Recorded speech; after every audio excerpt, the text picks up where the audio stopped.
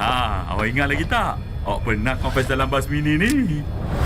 Okey. Check. Pakai seatbelt. Utamakan keselamatan. Saya ada sesuatu nak beritahu awak ni. Saya ada buat salah ke Mem Zila? Taklah.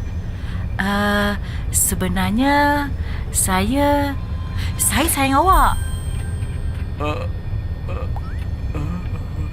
Kebenaran untuk bercakap dengan bebas.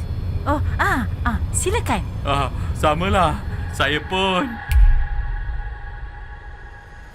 sayang diri saya juga. Janganlah marah. Kebenaran memang sayangkan diri sendiri dan juga isteri.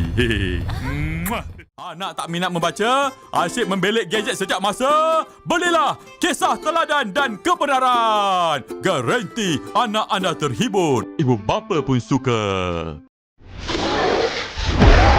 Oi! Sedang apa tu?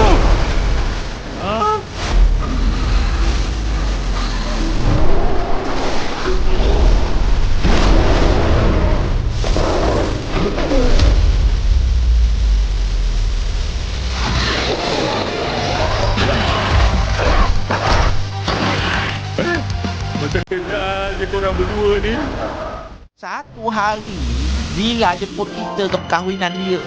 Kau punya lah pasrah. Ingat dah melepas. Aduh, melepas aku Yomi. Itulah kau lambat. Patut kau confess lah awal-awal. Oh, ni ke pengantin lakinya? Dah sedia ke nak menikah? Saya nikah.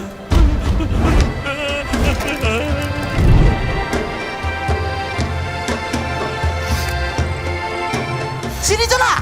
Smile.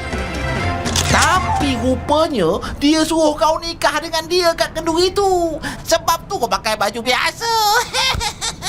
Pakai baju biasa lagi? Apa marah-marah ni? Awak pun tak ingat kan?